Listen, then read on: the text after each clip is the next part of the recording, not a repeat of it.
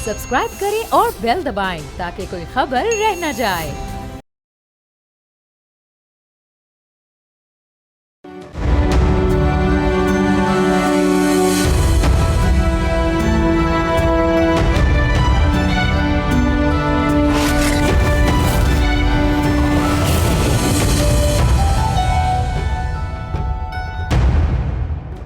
दहशतगर्दी के खिलाफ जंग में गुज़िश्ता रोज नेशनल और इंटरनेशनल लेवल पर निहायत अहम डेवलपमेंट्स हुई हैं। एक जानिब अक़वाम मुत्तहिदा की रिपोर्ट ने इंकशाफ किया है कि TTP को अफगानिस्तान में गैर मामूली सहूलतें हासिल हैं, जिसके बायस न सिर्फ पाकिस्तान में हमलों में इजाफा हुआ बल्कि ये खदशा भी जाहिर किया गया है कि अलकायदा से ताउन बढ़ाकर TTP एक एक्स्ट्रा रीजनल थ्रेट बन सकता है।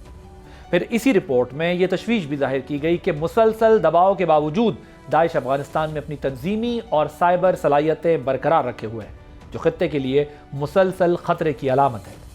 यूँ अक़वाम मुत्तहिदा की ये रिपोर्ट अफगानिस्तान के बारे में पाकिस्तान के मौक़िफ़ की एंडोर्समेंट बनकर सामने आई है, जो मुल्क की बड़ी सिफारती कामयाबी है। उधर दूसरी जानिब गुज़िश्ता रोज़ पेशावर कोर हेडक्वार्टर्स में एक और गैर मामूली इजलास मुनक्किद हुआ, जहाँ वज़ीर आला खैबर पख्तूनख्वा, वफाकी वज़ीर दाखिला, नेशनल सिक्योरिटी एडवाइज़र और कोर कमांडर समेत सिविल और अस्करी क़यादत एक मेज़ पर बैठे। यह हमआहंगी इस बात का इशारा है कि रियासत दहशतगर्दी के खिलाफ एक मरबूत और मुश्तरका हिकमत अमली पर आगे बढ़ रही है। इस मौके पर खुसूसी सूबाई कमेटी का क़याम अमल में आया, जो तरक्याती मनसूबों की निगरानी और वसाइल के दुरुस्त इस्तेमाल को यकीनी बनाने के लिए किया गया, ताकि ग्राउंड लेवल पर आवाम को रिलीफ मिल सके। इसके अलावा पेशावर में PSL मैचेस का इनेकाद और मलकन डिवीजन में मरहलावार सिक्योरिटी जिम्मेदारियों की सूबाई फोर्सेस को मुंतकली जैसे फैसले किए गए, जो इसी सिलसिले की कड़ी है। अब सवाल यह है कि क्या आलमी सतह पर बयानिए की तौसीक और दाखिली सतह पर इस हम आहंगी के दहशतगर्दी के खिलाफ जंग पर क्या असरात मुरतब होंगे। देखना यह भी है कि क्या वफाक और सूबे के दरमियान ये मस्बत पेशरफ मुल्की सियासत पर कैसे असरअंदाज होगी, खुसूसन ऐसे वक्त में जब सुप्रीम कोर्ट की जानिब से इमरान खान के वकील को फ्रेंड्स ऑफ कोर्ट मुकर्रर किया गया है, जिनकी जानिब से आज इमरान खान के जेल के हालात पर मबनी एक रिपोर्ट अदालत में जमा कराई गई है। क्या ये सब अवामिल सियासी दर्जा हरारत में कमी या किसी नई पेशरफ्त का पेश खैमा साबित होंगे? इसी पे बात करने के लिए मेरे साथ मौजूद हैं राना एहसान अफजल साहब, कोऑर्डिनेटर टू PM है, PMLN से ताल्लुक है, शफकत अब्बास अवान साहब मेंबर नेशनल असम्बली हैं पाकिस्तान तहरीक इंसाफ के। आप दोनों का बहुत शुक्रिया। राना साहब, आपसे ज़रा गुफ्तगू का आगाज़ करूँगा। ये जो अक़वाम मुत्तहिदा की रिपोर्ट और वफाकी इदारों और सूबाई हुकूमत के दरमियान एक एक्स्ट्रॉर्डनरी किस्म का इत्तफाक़ राय हुआ है, हुकूमत दहशतगर्दी के खिलाफ जंग पर इसके क्या इम्पैक्ट देख रही है? क्या आप लोग समझते हैं कि इस कोऑर्डिनेशन से अब क्या इम्पैक्ट होगा इसके ऊपर? देखें, सबसे पहले तो मैं उसको मुस्बत करार दूंगा। देखें, पार्टीज़, सियासत सेट असाइड, ये नेशनल इशू है दहशतगर्दी का, और इसके अंदर हम पहले दिन से कहते थे कि सूबाई हुकूमतें और वफाक की कोऑर्डिनेशन, जो दिफाई इदारे हैं और सूबाई हुकूमतें और वफाक की कोऑर्डिनेशन अहम तरीन है, और इसके अंदर कोई सियासी नारेबाजी या इसको सियासत के लिए इस्तेमाल नहीं करना चाहिए। तो अगर ये कोऑर्डिनेशन अब फाइनली हमें नज़र आ रही है KPK के हवाले से, तो मैं इसको मुस्बत करार दूंगा, और मैं समझता हूँ कि इससे बिल्कुल बेहतरीन नताइज हासिल होंगे, क्योंकि ज़्यादातर जो काम है, जो कार्रवाई है, वो नेशनल एक्शन प्लान के मुताबिक सूबों ने करनी है।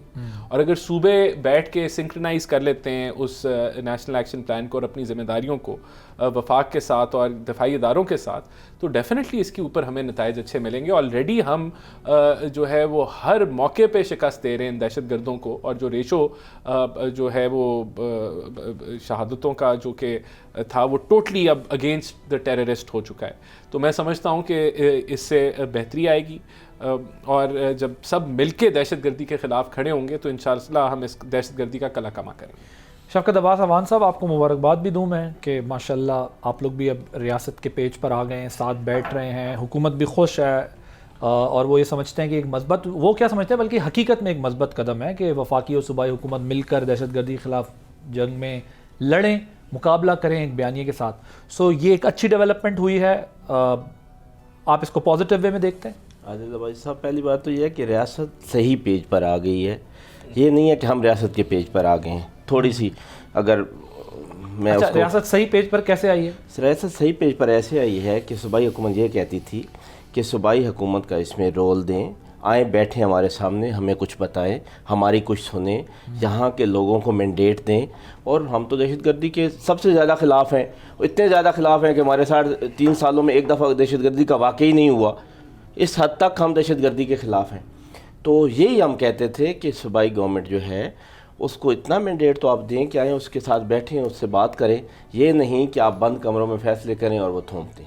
اتنی ساری بات تو تھی. یہ تو پہلے دن سے آپ کو کہہ رہے تھے آپ آئیں, آ کر بیٹھیں, اور اس کے بعد آپ کے سی ایم کتنا اچھا لگا کہ میری بات سنیں, کتنا خوبصورت لگ رہا تھا کہ ایک عوامی نمائندہ اس میٹنگ کو چیئر کر رہا تھا اور اس کو بریفنگ دی جا رہی تھی اور اس کے لوگوں کو اعتماد مل رہا تھا کہ یہ جو کچھ بھی کرے گا ہمارے لیے بہتر ہوگا. بات سنیں, بات کوئی نہیں ہوتی, بات صرف اعتماد میں لینے کی ہوتی ہے. وہاں کے لوگوں کو یہ ریئلائز کروانا ہوتا ہے کہ نہیں آپ بھی کچھ ہیں, اور وہ ریئلائز ہوا ہے کافی حد تک. میں اس میں شکریہ ادا کرتا ہوں سارے لوگوں کا جس سارے کون, اسٹیبلشمنٹ کا, حکومت کا, صوبائی حکومت کا, کہ وہ بڑی اچھی پیش رفت ہوئی. ٹھیک, یہ بالکل درست بات ہے. اور پولیٹیکل ڈفرینسز جو ہیں وہ اپنی جگہ ایگزسٹ کرتے ہیں, زمانے سے ہیں, ازل سے ہیں, ابد تک رہیں گے. لیکن یہ پولیٹیکل ڈفرینسز تو اس حد تک ہے نا کہ گورنمنٹ اور باقی لوگ اتنی بھی نہیں گنجائش پیدا کر رہے کہ پچھلے 2 سال سے ہمارا لیڈر جیل میں بند ہے اور ابھی تک نہ کسی فیملی کی ملاقات ہوئی ہے, نہ کسی دوست کی ملاقات ہوئی ہے. کل سپریم کورٹ آف پاکستان نے ایک وکیل کو اجازت دی ہے کہ جائیں آپ اپنے لیگل ایشو ڈسکس کریں آفٹر 3 منتھ. 2 دسمبر کے بعد ابھی تک فیملی کے کسی بندے کی نہیں ملاقات ہوئی. ہی واز ان سولٹری کنفائنمنٹ, اور 14 دن سے زیادہ نہ تو کوئی نیشنل لاز اور نہ انٹرنیشنل لاز اجازت دیتے ہیں کہ آپ کسی بھی شخص کو, وہ دہشت گردی کیوں نہ ہو, آپ اس کو سولٹری کنفائنمنٹ میں رکھیں. رانا صاحب وہ اپریشیٹ کر رہے ہیں, وہ کہہ رہے ہیں دیر کی مہرباں آتے آتے, لیکن اچھا کیا. اب دیر آیت درست آیت, بلکہ اب کیا اس کے پولیٹیکل امپیکٹ بھی ہوگا, یا یہ صرف کوارڈینیشن ایڈمنسٹریٹو لیول پر ہی رہے گی, اور وہ جس طرح ریلیف اپنے لیڈر کے لیے مانگ رہے ہیں وہ ریلیف بھی آپ لوگ دلا سکیں گے انہیں؟ دیکھیں, بات یہ کہ پولیٹیکلی تو یہ خود اپنے پیروں پہ کلہاڑی مارتے رہے ہیں. کوئی کسی نے نہیں کہا تھا کہ یہ جو ریاستی بیانیہ ہے دہشت گردی کے خلاف اس کے اگینسٹ کھڑے ہو جائیں اور اخوان طالبان سے نیگوسیشن کی بات کریں, یا ٹی ٹی پی سے نیگوسیشن کی بات کریں, یا جو اللیگل اخوان سٹیزنز یہاں موجود تھے جو دہشت گردی میں جن کا ہر جگہ لنک نظر آتا تھا, ان کے حوالے سے ریاستی پالیسی کے خلاف بات کریں, یا ترا کے اوپر جو انہوں نے ڈرامہ لگایا وہ ہم نے تو نہیں ان کو کہا تھا. تو یہ اگر انہوں نے کورس کریکشن کی ہے اور یہ سمجھ رہے ہیں کہ مل بیٹھ کے ہمیں جو ہے وہ کہہ رہے ریاست نے اپنے آپ کو ٹھیک کیا, چلیں وہ دیکھیں اس بحث میں پڑے بغیر یہاں سے پکڑیں گے, یہاں سے میں نے آپ کو ریکٹ کی باتیں بتا دی نا جہاں جہاں اختلاف تھے. لیکن بہرحال میں نے تو اس کو خوشائن کہا کہ ہم تو چاہتے ہیں کہ سیاست کو ہم الگ کر دیں, لیکن پرابلم ان کا ہے, انہوں نے فیصلہ کرنا ہے کہ یہ سارا کچھ کرتے اس لیے تھے کہ اس کو ایز اے ٹول استعمال کریں, ریاست کو کے اگینسٹ کھڑے ہو کے ایز اے ٹول استعمال کریں, failed to achieve their target کہ خان صاحب کے لیے ریلیف حاصل کر لینا. ان ساری چیزوں کو ایز اے ٹول استعمال کرنا کہ اینڈ میں جی ہماری یعنی کہ, تو میں سمجھتا ہوں کہ یہ اگر یہ لائن پہ آئے ہیں اور ان کو ذمہ داری کا احساس ہوا ہے کہ ان کو کس لیے حکومت میں لایا گیا ہے لا اینڈ آرڈر کو ٹھیک کرنے کے لیے, اچھی بات ہے. اگر انہوں نے 18ویں ترمیم کے بعد ہوئی تھی وہ ان کی کال پہ ہوئی تھی یا پی ایم نے بلایا تھا انہیں؟ دیکھیں میں تو سمجھتا ہوں یہ بھی بڑی ایک چھوٹی لیول کی بحث ہے کہ بہت اچھی بات ہے اگر جس کسی چاہے وہ انہوں نے انیشیٹ کیا تھا یا آپ نے بلایا. میں سمجھتا ہوں یہ چھوٹی بات نہیں, میں کہتا ہوں یہ خوشائن بات ہے کیونکہ ایک اسٹیل میٹ تھا, ایک چیف منسٹر کی پرائم منسٹر سے ملاقات نہیں ہوتی تھی, ایک چیف منسٹر پرائم منسٹر صوبے کے میٹر پہ آپ کو یہ بتاتا ہوں, اگر میں یہ کہوں صوبے کے فنڈز تھے, صوبے کے پیسے تھے, وہ مسئلے ڈسکس نہیں ہو رہے تھے, یہ اپنے پولیٹیکل ایشوز پہ تھے, آپ اپنے پولیٹیکل ایشوز پہ تھے. یہ میرے نزدیک بڑی ڈیولپمنٹ ہے, میں خود اس کو اپریشیٹ کروں. اگر آپ کے میں سوال کا جواب دوں اور میں یہ کہوں کہ یہ خود انہوں نے سیکھ کی میٹنگ, تو پھر ان کے اپنے جو پارٹی کے ممبرز ہیں وہ جو کر رہے ہیں الف سے لے کے یہ تک اپنے چیف منسٹر کی سوشل میڈیا کے اوپر آلریڈی کر رہے ہیں, اور جو انہوں نے ملاقات کی اس پہ کر رہے ہیں, تو میں نہیں اس کو انکریج کرنا چاہتا. یہ ان کی اپنی جماعت کا جو نیریٹو ہے نا, بات ہے نا,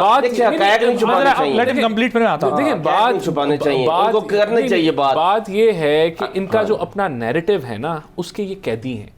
ابھی اچھی بات ہے کہ اس نیریٹو سے یہ نکل کے یہ کر رہے ہیں. اب یہ سسٹینیبل ہے نہیں سسٹینیبل یہ اللہ کو پتہ ہے. بہرحال اچھی یہ ملک کے لیے اچھی بات ہے. اپیرنٹلی آنیسٹلی اسپیکنگ یہ جو پچھلے ایک ہفتے کی 2-3 ملاقاتیں ہیں یہ ملک کے لیے بڑی اچھی ہیں, بڑے اچھے, مطلب میں بطور جرنلسٹ بھی اگر دیکھ رہا ہوں تو وہ جو فوٹیجز آ رہی ہیں وہ اچھی ہیں. سیکیورٹی سے ریلیٹڈ میٹنگز ہو رہی ہیں, پی ایم سی ایم کی میٹنگز ہو رہی ہیں, پولیٹیکل ڈفرینس اسائڈ آپ لوگوں کو اس چیز کو تو ذہن میں رکھنا ہی ہے. اب آپ یہ کہہ رہے ہیں کہ چلے انہوں نے سیکھ کی, وہ ڈزنٹ ریلی میٹر, میں اگری کرتا ہوں, لیکن ایک اچھی ڈیولپمنٹ تھی.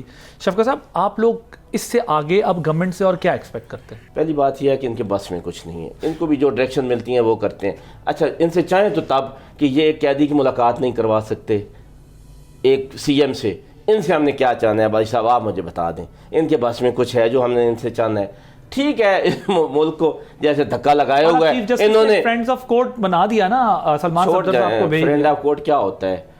ہر بندے کو حق ہے کہ خان صاحب پر 300 کیسز ہیں, تو 300 کو سلمان صفدر دیکھ رہے ہیں. ان میں سے جتنے کا ٹرائل چل رہا ہے سب کا ٹرائل نہیں چل رہا, ٹرائل 10 12 14. تو وہ رپورٹ دیں گے نا ان کی ہیلتھ کنڈیشن کیا ہے, پوزیشن کیا ہے, اس کے اکارڈنگلی. دیکھیں صحیح, یہ کوئی اتنی بڑی بات ہے کہ اس کو کیا جائے کہ جی بہت بڑا ریلیف خان تو اس کو اپریشیٹ کر رہی ہیں. نہیں اپریشیٹ, سلمان اپریشیٹ کر رہے ہیں. میں وکیل ہوں, میں اپریشیٹ نہیں کرتا. تو وہ دونوں غلط کر رہے ہیں. اچھا, ان کی اپنی مرضی ہے, میری بات سنیں گے نہیں سر, لیکن یہ تو بتائیں نا, اگر آپ کہہ رہے ہیں میں اپریشیٹ نہیں کر رہا تو وہ غلط اپریشیٹ کر رہے ہیں. نہیں, وہ اگر کر رہے ہیں نا اپریشیٹ تو انہیں یہ کہنا چاہیے کہ بہت دیر کر دی ہے. اس بات میں بھی اپریشیشن والی کیا بات ہے اس میں؟ میں بتا دیتا ہوں آپ, ہر قیدی کو حق ہے کہ وہ ہفتے میں 2 دفعہ ملے, ایک عام قیدی سے لے کر ایک خاص قیدی تک. ہمارا بندہ لیڈر جو ہے وہ 2 دسمبر کو آخری دفعہ 1 مہینے کے بعد ان کی بہن کی ملاقات ہوئی تھی. پھر وہ سخت بیمار ہو گیا, گورنمنٹ ان کو ہاسپٹل لے کے آئی, پھر انہوں نے چھپائی رکھا, پھر انہوں نے جھوٹ بولا کہ جی نہیں لے آئے, پھر انہیں ماننا پڑا کہ لے آئے, اور اس کے بعد بھی آج تک فیملی کے کسی بندے کو نہیں مل. یہ ہے ان کا گڈ جسچر, یہ جو ہمیں دے رہے ہیں. لیکن آپ چیف منسٹر آپ کے ملے ہیں پرائم منسٹر سے, عمران خان صاحب سے؟ نہیں, آپ کے چیف منسٹر. میں تو بعد عمران خان کی بات کر رہا تھا. نہیں, میں آپ کو کہہ رہا ہوں جب وہ ملے ہیں تو اس کا مطلب آپ کچھ ان سے ایکسپیکٹ کر رہے ہیں, تو ملاقات کی ہے نا. ہم ملے ہیں کہ بھائی اس صوبے کے فنڈ پڑے ہوئے ہیں وہ ہمیں دیں, ہم نے صوبہ چلانا ہے, اور وہ بہت زیادہ پیسے ہیں جو وفاق نے ریلیز کرنے ہیں اور نہیں کر رہے. اپنے چیئرمین کے لیے کوئی بات نہیں کی, اپنے چیئرمین کے لیے کوئی بات نہیں کی. میری بات سنیں. تو پھر تو انہوں نے مس فائر کیا نا, وہ تو کہتے ہیں میں عشق عمران میں جاؤں گا, تو پرائم منسٹر نظر آئے تو ان سے کہنا چاہیے تھا ملاقات کریں. میری بات تو سنیں. اچھا, ملاقات کے لیے وہ پہلے فون کر چکے تھے. ہمارے پرائم منسٹر بیچارے کے پاس اتنی ہمت نہیں ہے, پاور نہیں ہے کہ وہ ملاقات کروا سکے. وہ 5 دفعہ کال کی ہے سی ایم نے, تو انہوں نے کہا میں پوچھ کے بتاؤں گا. تو اس لیے اب دوبارہ کہنے کا مقصد پھر کس سے امید رکھ کے بیٹھے ہوئے؟ کسی سے امید نہیں ہے. ہم جدوجہد پہ یقین رکھتے ہیں, ہمیں اس حکومت سے کم از کم کوئی امید نہیں ہے انصاف کی. ٹھیک, we'll take a short break here.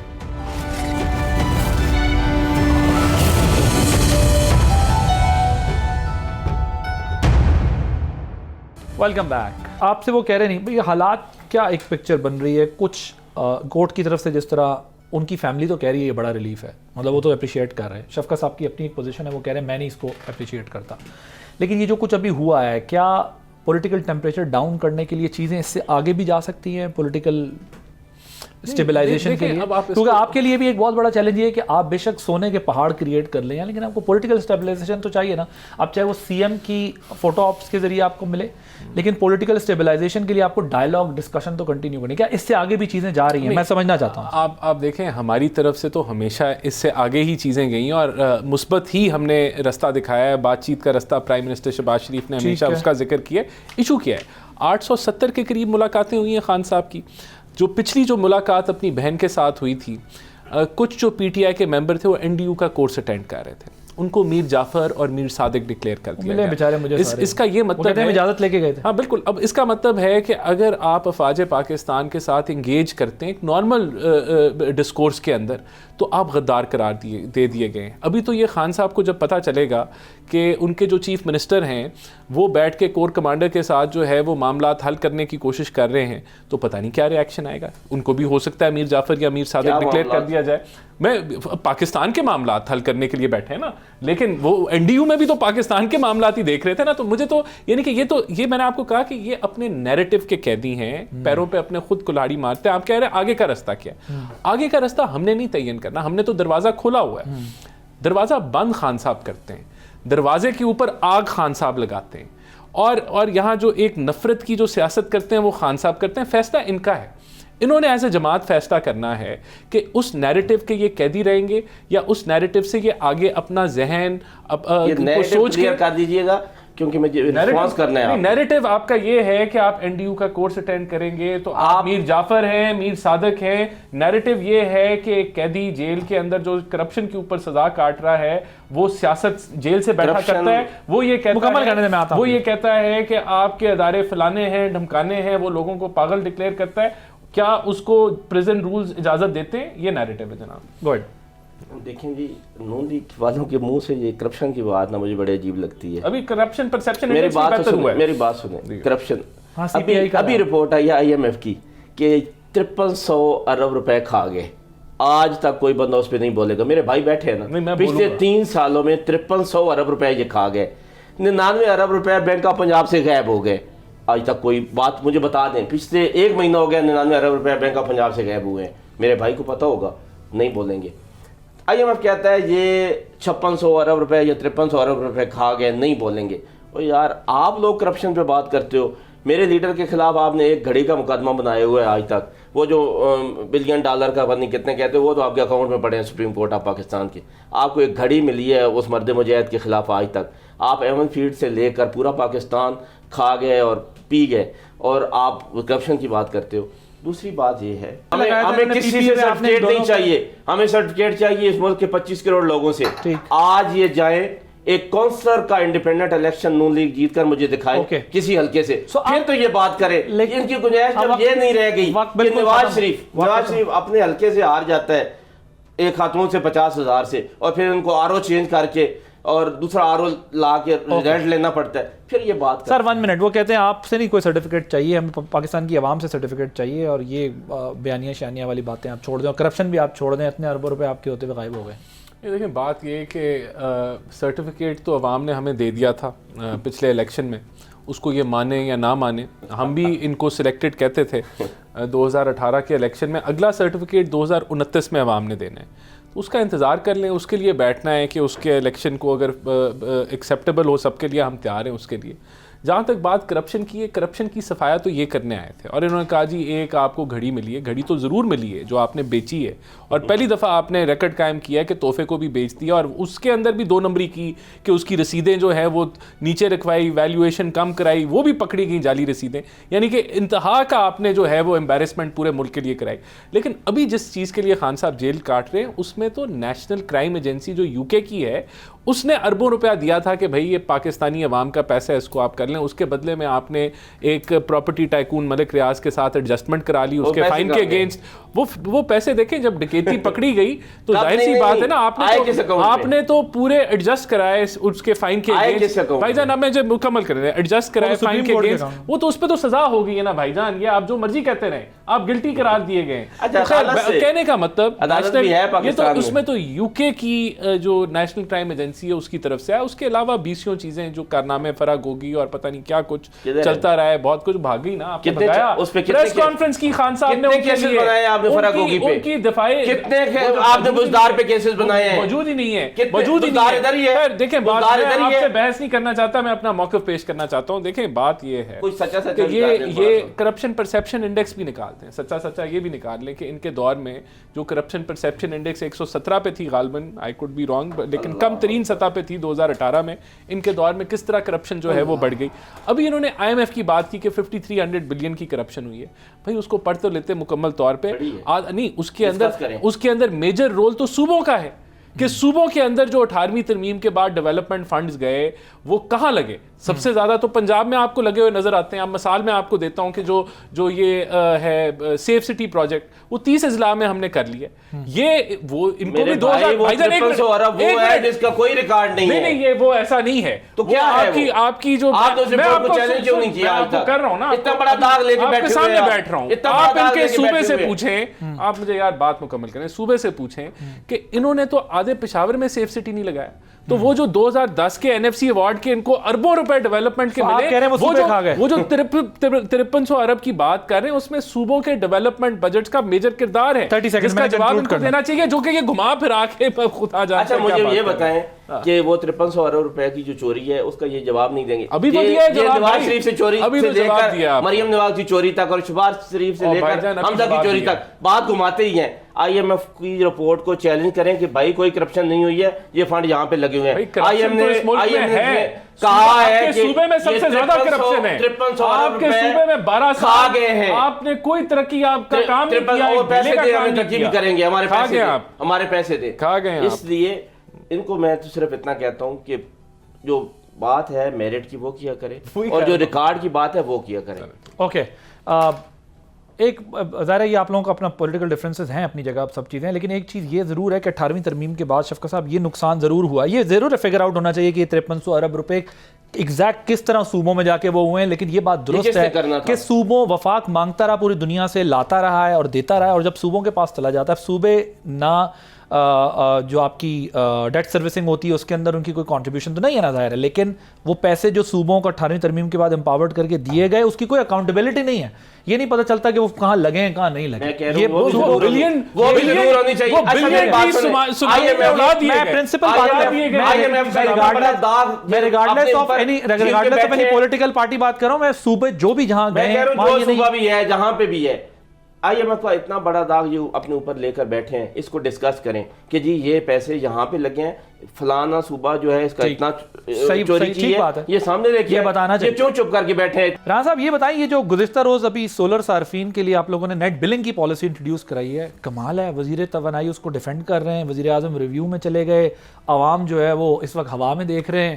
سو یہ کیا ہے, کیوں اتنی کنفیوژن کریٹ کی ہوئی آپ لوگوں نے؟ یہ دیکھیں کنفیوژن نہیں ہے, ایک ایشو ہے. شروع میں پاکستان نے پچھلے 3-4 سالوں میں ایک میسو سولر ریولوشن آیا, اور سولر پہلے میں آپ کو یہ بتا دوں کہ یہ تقریباً جو نیٹ میٹرنگ کی ہم بات کریں یہ 1% صارفین ہیں ٹوٹل کنزیومر میں سے, جو کہ 4,66,000 ہیں, اور ٹوٹل کنزیومر جو ہیں وہ جن کے پاس نیٹ میٹرنگ نہیں ہے وہ تقریباً 3,70,00,000 کے قریب ہیں. تو ہم جو بات کر رہے ہیں نا نیٹ میٹرنگ کی, یہ 1.2-1.3% صارفین کی بات کر رہے ہیں. نمبر ایک دیکھیں ایشو کیا ہے, ایشو یہ ہے کہ آپ کی ایک گرڈ کی کیپیسٹی ہوتی ہے کہ وہ سولر کی انڈکشن کس حد تک کر سکتا ہے. سپلائی ڈیمانڈ اس کو ڈیفائن کرتی ہے. جب سولر نہیں تھا تب وی ور ویلکمنگ کہ سولر لے کے آئیں, لیکن آج ایک اوور سپلائی جو ہے وہ سولر کی ہونا شروع ہو گئی ہے, اور اس ٹائم کے اوپر ایک گرڈ کی کیپیسٹی بھی پیک کر گئی ہے سولر کو ریسیو کرنے کی. اب جب آپ سولر کو ریسیو کرتے ہیں تو آپ ایک تو جو صارف جو جتنا اس نے بجلی اس کو ملی اتنی اس نے اپنی سولر سے بنائی وہ اس نے استعمال کر لی, جو اضافی ہے وہ ایکسپورٹ کرتا ہے. اس کے اندر جب اس کو آپ وہ نیٹ کرتے ہیں تو اس میں آپ کو گورنمنٹ جو ہے وہ آپ کو یونیفارمٹی لے آئے نا, سب کے لیے ایک ہی پالیسی کر دیں, ایک ہی پالیسی لے کے آ رہے ہیں. دیکھیں اس کو دیکھیں نہیں, اب اس میں کمال کیا ہوا ران صاحب, پہلے آپ کے پاس بجلی شارٹ تھی, آپ نے لوگوں کو کہا سولر لگا لو. میں ذرا سمپل کرتا ہوں لوگوں کے سامنے میں, کیونکہ اس سبجیکٹ پہ زیادہ ڈیٹیل سے بھی بات کریں گے, ٹائم کم ہے. آپ کے پاس بجلی شارٹ تھی, آپ نے کہا سولر لگا لو, سولر لگا, سولر پہ آپ لوگوں نے ٹیکس لیے, ڈیوٹیز آئیں, ٹھیک ٹھاک پیسے کمائے حکومت نے, ڈیوٹی لگی نہیں, یہ سیل ٹیکس فری آ رہا تھا, سیل ٹیکس فری رہا ہے ابھی پچھلے صرف بجٹ میں. ٹھیک ہے, پھر لوگوں نے سولر لگایا, اربوں روپے کی انویسٹمنٹ اس پہ کی. جب لوگ سولر کے اوپر آئے تو اب آپ نے بتا دیا کہ یار چونکہ ہماری پاس اپنی ہوم گرون انرجی ہے بہت زیادہ, ہم اپنی پروڈکشن کر رہے ہیں, سو ہمیں آپ کی اب اس بجلی کی ضرورت بھی نہیں ہے. ایک تو یہ فیکٹر ہے. دوسرا فیکٹر یہ کہ آپ کو ہم جس ریٹ میں دے رہے ہیں وہ فیزیبل نہیں ہے, اور لائن لاسز اور یہ ساری چیزیں نال. اب لوگ جو ہے وہ بیچارے جب انہوں نے لگا لیا, یا تو آپ آج سے جب 3 سال پہلے 2 سال پہلے آئے تھے آپ ڈسکریج کر دیتے یار یہ ریولوشن آنے والا ہے, اس کو ذرا روکیں جگہ پہ, نہیں تو ہماری اپنی بجلی کون خریدے گا, وہ یوز کیسے ہوگی, سارا نال. اس کنفیوژن سے ایک یہ امپریشن تو جاتا ہے کہ یہاں پر انویسٹر ہو یا لوکل کنزیومر ہو, دونوں ہی وہ کنفیوز رہتے ہیں یار, جو کوئی بھی پالیسی ہمیں کیا پتا 2-3-4 سال بعد یہ چینج ہو جائے گی. تو یہ ایک کنفیوژن کریٹ ہو گئی ہے لوگوں کے ذہن میں, اب لوگوں نے لگوا لیا ہے اور لوگ جو ہے آسمان کی طرف دیکھ رہے ہیں. اس کا جواب بڑا سمپل سا جواب ہے, یہ جو سولر پالیسی اس کو تقریباً اب 10 سال ہو گئے ہیں. اب 10 سال بعد اس کو آپ نے پچھلے سال اس سے پچھلے سال بھی ریویو کرنے کی کوشش کی, لیکن ہمیشہ اس کو روک دیا جاتا ہے اسی پریشر کے تحت. ابھی دوبارہ اس کو اگر 10 سال بعد آپ کے پاس ایک پالیسی کی کنٹینیوٹی تھی اور فائنلی اس کو اگر ٹویک کیا جا رہا ہے سپلائی ڈیمانڈ کو دیکھتے ہوئے, تو میرے خیال سے یہ فیئر ہے. لیکن یہ بھی آپ کو پتا ہے نا, اس پہ بھی ڈالر کا دھندا ہوا ہے, پیسہ باہر ان کو پکڑا بھی گیا ہے جی, جنہوں نے وہ کیا ہے ان کے خلاف کارروائی بھی ہوئی ہے, ان کو جیلیں بھی ہوئی ہیں اور وہ ان کو پکڑا بھی گیا ہے. جی بھائی صاحب, گورنمنٹ نے پہلے ترغیب دی لوگوں کو کہ آئیں جی سولر لگائیں. جب لوگوں نے سولر لگا لیا تو آج انہوں نے ان سے بجلی لینا ہی بند کر دی. یہ اس سے بڑا ظلم کیا ہوگا؟ یہ کہہ رہے ہیں 1% ہے, اور بھائی 0.0001% لوگوں نے بسنت منائی تو آپ نے شور ڈالا ہوا ہے جی, اتنا جشن ہو گیا, حالانکہ وہ تو ٹوٹل 50,000 بندوں نے یا 30 سوری میں کہہ رہا ہوں 10,000 بندوں نے منائی ہونی ہے اور 50 لاکھ بندہ تو لاہور انٹر ہوا ہے. ٹھیک ہے بھائی میرے 50 لاکھ کو کہاں پہ آپ نے کھڑا کہاں پہ کیا چھتوں پہ؟ چھوڑ دیں اس بات کو. جس طرح گاڑی کی اسی طرح جس طرح 2 کروڑ کلو مرغی کھا گیا لاہور والے, 1 کروڑ بندہ 2 کروڑ مرغی کھا گیا ان کے بقول 2 دنوں میں. یہ تو ان کی کیلکولیشن تو ایسی ہوتی ہیں. لیکن ان لوگوں کا قصور کیا ہے کہ آپ لوگوں کو ترغیب دیں, وہ ایک کام کریں اور پھر آپ اسی طرح جس طرح میڈم مریم نے کہا کہ آپ گندم اگائیں, میں آپ کی گندم خریدوں گی. جب ان کی گندم برداشت کرنے کا وقت آیا اور گورنمنٹ نے وہ 5,000 روپے بوری کے حساب سے خریدی جو آج 13,000 کی بک رہی ہے. اگر گورنمنٹ کی ایسی پالیسیز رہیں گی تو لوگ اپنے اعتبار نہیں کرتے, باہر سے کسی نے انویسٹمنٹ کرنے کیا آنا ہے. یہ 11 سال ہو گئے اس پالیسی کو, نیٹ میٹرنگ کی پالیسی کو. 11 سال بعد اس کو ریویو کر رہے ہیں. دنیا میں کہیں پر بھی اس کو ریویو کیا جاتا ہے, یہ انڈرسٹینڈیبل بات ہے. لیکن میں یہ کہہ رہا ہوں جو آج سے کچھ سال پہلے ایک پوری لاٹ آ رہی تھی نا سولر کی, تو گورنمنٹ اس کو تھوڑا سا ڈسکریج کر سکتی تھی. پالیسی بے شک بعد میں چینج کرتے لیکن سولر تو روک لیتے لوگوں کے. میں آپ کو یہ وثوق سے کہہ رہا ہوں کہ آج پہلے اگر پے بیک سال 1.25 سال تھا سولر کا, آج پے بیک 3-3.5 سال اس نئی پالیسی کے تحت ہوتا ہے. 3.5 سال کا پے بیک آج بھی کسی فائنینشیل اینالسٹ سے پوچھ لے ایک ایکسلنٹ پے بیک ہوتا ہے. انڈسٹری آپ لگاتے ہیں اس کا پے بیک 5 سال بعد ملتا ہے. تو یہ ابھی بھی ایک فیزیبل ایک چیز, ایک اتنی زیادہ اس میں بینیفٹ ہو رہا تھا لوگوں کو جو آن دا کاسٹ آف پیپل جن کا سولر نہیں لگا ہوا تھا, تو وہ انفیئر تھا. اس کی ایڈجسٹمنٹ ہے. بہرحال ابھی تو آئی پی پیز کا چھوٹا ٹریلر ہے, آپ اس کو سولر کو آئی پی پیز کا چھوٹا ٹریلر کہہ سکتے ہیں. مطلب یہ ہے کہ آپ نے بجلی پر اور پیٹرول پر ہی ملک چلانا ہے اور آپ کے پاس نہیں, سولر ابھی بھی وائبل ہے. اضافی ہے نا, سولر ابھی بھی وائبل ہے. بجلی تو ہمارے پاس اضافی ہے. بجلی کی تو یوٹیلیٹی نہیں, بجلی لوگوں کو بیچنے کے لیے بند کی ہے, لوگ اپنی استعمال کریں. نہیں, بجلی اضافی ہے ابھی بھی پاکستان میں. اگر انڈسٹری آج لگے تو پاکستان کے پاس اگر انڈسٹری چل رہی ہو تو یہ بجلی آپ کی گھریلو صارفین کو تو استعمال کرنے دیں, ان کی اپنی. اچھا, یہ بھی بڑی لمبی بحث ہے. مسئلہ یہ کہ گھریلو صارفین کو, یہ ایک لمبی بحث ہے. ہمارے یہاں گیس جس طرح دی جا رہی ہے لائن کے ذریعے, دنیا میں گیس نہیں دی جاتی. گیس تو بجلی دی جاتی ہے, گیس نہیں دی جاتی. ہاں, گیس ایک وہ ہوتا ہے. بہرحال تھینک یو سو مچ, آپ دونوں کا بہت شکریہ. ناظرین ایک بریک لیں گے, بریک کے بعد ایک اور امپورٹنٹ ایشو ڈسکس کریں گے آفٹر دی شارٹ بریک.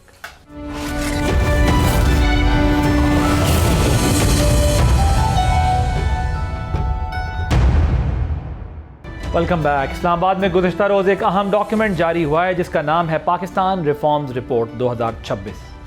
یہ رپورٹ بظاہر ایک ٹیکنیکل ڈاکیومنٹ ہے, لیکن در حقیقت اس میں ہمیں یہ سمجھنے میں مدد ملتی ہے کہ پاکستان میں گورننس, اسٹیٹ کیپیسٹی اور انسٹیٹیوشنل ریفارمز کی سمت کیا جا رہی ہے. یہ رپورٹ مشال پاکستان نے تیار کی ہے جو ورلڈ اکنامک فورم کا پاکستان میں پارٹنر انسٹیٹیوٹ ہے. اس رپورٹ کے ذریعے پاکستان کی تاریخ میں پہلی بار گورننس ریفارمز کی باقاعدہ منظم اور دستاویزی شکل میں ریکارڈنگ کی گئی ہے. اس سال رپورٹ کا دوسرا سالانہ ایڈیشن جاری ہوا جس میں سال 2025 کے دوران کیے گئے 600 سے زائد گورننس ریفارمز کو دستاویزی شکل دی گئی ہے جو 135 فیڈرل منسٹریز, ڈویژنز اور منسلک اداروں میں نافذ ہوئی ہیں. اب سوال یہ ہے کہ اس رپورٹ کی اہم فائنڈنگز کیا ہیں. تو رپورٹ کے مطابق 2024 کے مقابلے میں 2025 میں ریفارمز ایکٹیویٹیز میں 5 گنا اضافہ ہوا ہے, جو اس بات کی نشاندہی ہے کہ پالیسی میکنگ اب صرف کرائسس مینجمنٹ تک محدود نہیں رہی بلکہ ریاستی اداروں کو مضبوط بنانے اور لانگ ٹرم کیپیسٹی بلڈنگ پر فوکس کیا جا رہا ہے. اس حوالے سے اعداد و شمار بتاتے ہیں کہ گزشتہ سال 40% ریفارمز توانائی کے شعبے میں کی گئیں. اس کے بعد قانون و انصاف اور پھر ڈیجیٹل گورننس اور انفارمیشن ٹیکنالوجی کا نمبر آتا ہے. اہم بات یہ ہے کہ اس دوران ڈیجیٹل ریفارمز پر خاص توجہ دی گئی جہاں 200 سے زائد reforms online digital platforms کے ذریعے نافذ کی گئیں جن کا مقصد ٹرانسپیرنسی میں اضافہ, ثوابدیدی اختیارات کے استعمال کی حوصلہ شکنی اور سروس ڈیلیوری میں بہتری لانا ہے. جبکہ انرجی اور فائنینشیل سیکٹر میں کی گئی ریفارمز خاص طور پر آئی پی پیز کے معاہدوں پر نظر ثانی آنے والے برسوں میں تقریباً 1400 ارب روپے کی بچت کا امکان ظاہر کرتی ہیں. اسی طرح نیچرل ریسورسز کے سیکٹر میں بھی پیش رفت سامنے آئی ہے, جیسے ریکوڈیک کا $6 ارب کا منصوبہ اور ٹائٹ گیس اور آف شور ایکسپلوریشن پالیسیز جن کے ذریعے تقریباً $5 ارب کی انویسٹمنٹ ایکسپیکٹڈ ہے. رپورٹ کے مطابق زیادہ تر ریفارمز اقوام متحدہ کے سسٹینیبل ڈیولپمنٹ گول سے ہم آہنگ ہے جس کا تعلق امن, انصاف, مضبوط اداروں, رول آف لا, اکاؤنٹیبلٹی اور عوام تک معلومات کی رسائی سے ہے. اسی دوران ایک اور اہم پیش رفت ہوئی ہے. ٹرانسپیرنسی انٹرنیشنل نے کرپشن پرسیپشن انڈیکس جاری کیا ہے جس کے مطابق پاکستان کی پوزیشن 1 درجہ بہتر ہوئی ہے, اور اس کی کیا اہمیت ہے اور ریفارمز رپورٹ کی کیا افادیت ہے, اس پر بات کرنے کے لیے آج میرے ساتھ موجود ہیں مشال پاکستان کے CEO عامر جہانگیر جن کے ادارے نے یہ رپورٹ بنائی ہے. عامر جہانگیر صاحب thank you so much for joining اس. مجھے بتائیے گا کہ اس رپورٹ کی جو امپورٹنس ہے اور اس کا مقصد کیا تھا. یہ رپورٹ حکومتی کارکردگی رپورٹ یا سیاسی جو اسکور کارڈ ہوتا ہے اس سے کس طرح مختلف ہے؟ یہ رپورٹ جو ہے وہ بیسکلی ڈاکومنٹ کرتی ہے آل دا ریفارمز جو گورنمنٹ آف پاکستان نے پچھلے 12 مہینوں میں کیے ہیں. یعنی کہ جنوری 2025 سے لے کر دسمبر 2025 تک جتنے ریفارمز گورنمنٹ کے ایمبٹ میں ہوئے ہیں وہ سب اس میں ریکارڈ کیے گئے. سو یہ بتاتی ہے سب سے پہلے کہ پچھلے سال کے مقابلے میں اس سال 120 کے مقابلے میں 660 ریفارمز کیے گئے ہیں جو کہ ایک سبسٹینشیل انکریز ہے in terms of governance and reforms کے مد میں. سو عامر صاحب یہ جو آئی ایم ایف ہمیں بار بار ریفارمز کے لیے پش کرتا ہے پریشرائز بھی کرتا ہے, سو اس جن ریفارمز کی آپ بات کر رہے ہیں اس میں وہ ریفارمز جو آئی ایم ایف کہتا ہے کس حد تک ہم نے ان کو ایڈریس کیا ہے؟ جی کافی حد تک ہے. ایک تو سب سے بڑی جو ریفارمز کی آئیڈینٹی سامنے آتی ہے وہ آتی ہے in the sector of digital reforms. Energy ہے بٹ ڈیجیٹل ریفارمز کی شکل میں ہمیں نظر آتا ہے کہ کس طرح سے ڈیجیٹائز کیا ہے ہم نے پبلک گریونس کو, پبلک ایکسیس کو, اپنے پروسیسز کو, سسٹمز کو, جو کہ خاص کر انرجی سیکٹر میں ہمیں خاص کر نظر آتا ہے. اس کے علاوہ ای آفس کمپلائنس جو کہ ہمارے اوور آل گورننس سسٹم کو ڈیجیٹائز کرنے کی بات ہے. یعنی کہ اب فائلنگ سسٹم جو ہے وہ 100% جو ہے وہ پاکستان میں ڈیجیٹل یعنی کہ ای فائلنگ ہو گئی ہے. سو اب آپ کو کوئی بھی فائل چینج کرنے کی یا کرانے کے لیے آپ وہ نہیں کر سکیں گے کیونکہ اس کا ڈیجیٹل فٹ پرنٹ نظر آ جائے گا. تو اس سے ٹرانسپیرنسی اور کرپشن میں بھی کمی آتی ہے اور ٹرانسپیرنسی امپروو کرتی ہے یہ چیز. رائٹ, تھینک یو سو مچ عامر جہانگیر. آپ نے ان کی گفتگو سنی. ایک اور امپورٹنٹ ڈیولپمنٹ ہوئی ہے امریکہ کی سینٹ کی فارن ریلیشنز کمیٹی میں. انہوں نے حال ہی میں no tax dollars for terrorist act کی منظوری دے دی ہے جو محض ایک قانون سازی نہیں بلکہ ایک واضح پیغام ہے کہ امریکی ٹیکس پیئرز کا پیسہ کسی بھی صورت دہشت گرد تنظیموں کے ہاتھوں میں نہیں جانا چاہیے. اس حوالے سے مجوزہ قانون سازی کے ذریعے امریکہ ایسی حکمت عملی تیار کر رہا ہے جس کا مقصد امریکی ٹیکس پیئرز کے پیسے کو طالبان کے ہاتھوں غلط استعمال سے روکنا ہے, کیونکہ امریکہ اور بین الاقوامی امدادی ادارے چاہتے ہیں کہ وہ ایسا مؤثر نظام وضع کرے جو بڑھتے ہوئے انسانی بحران کے پیش نظر افغانستان میں امداد نچلی سطح تک پہنچنے میں مدد کرے. کیونکہ افغانستان میں طالبان کے اقتدار سنبھالنے کے بعد بین الاقوامی امداد کا سلسلہ تو جاری رہا لیکن نگرانی کے مؤثر نظام کی عدم موجودگی نے امدادی رقوم کے غلط استعمال, ٹیکس وصولی اور مبینہ طور پر دہشت گرد نیٹ ورکس کی معاونت جیسے خدشات کو جنم دیا. اب امریکی اور اقوام متحدہ کی مانیٹرنگ رپورٹس نے امدادی فنڈز میں بے ضابطگیوں اور کرپشن پر مزید سنجیدہ سوالات اٹھا دیے ہیں, جبکہ خطے میں بڑھتی ہوئی دہشت گردی خصوصاً TTP کی سرگرمیوں نے علاقائی سلامتی کو مزید پیچیدہ بنا دیا ہے. یہی وہ عوامل ہیں جو اس قانون سازی کی بنیادی وجہ بنے, کیونکہ امریکی انتظامیہ نے محسوس کر لیا ہے کہ اب طالبان حکومت کے ساتھ کسی بھی قسم کا تعاون واضح اور قابل تصدیق شرائط سے مشروط ہوگا, جن میں دہشت گرد گروہوں کی سرپرستی کا خاتمہ, تمام لسانی گروہوں کی شمولیت, خواتین کے حقوق کی بحالی اور انسانی حقوق کا احترام شامل ہے. لہٰذا مالی شفافیت اور سخت نگرانی ہی وہ راستہ ہے جو امداد کو حقیقی مستحقین تک پہنچا سکتا ہے اور خطے میں پائیدار امن کی بنیاد رکھ سکتا ہے. یہی وجہ ہے کہ اس پیش رفت کو پاکستان کے لیے نہایت حوصلہ افزا قرار دیا جا رہا ہے.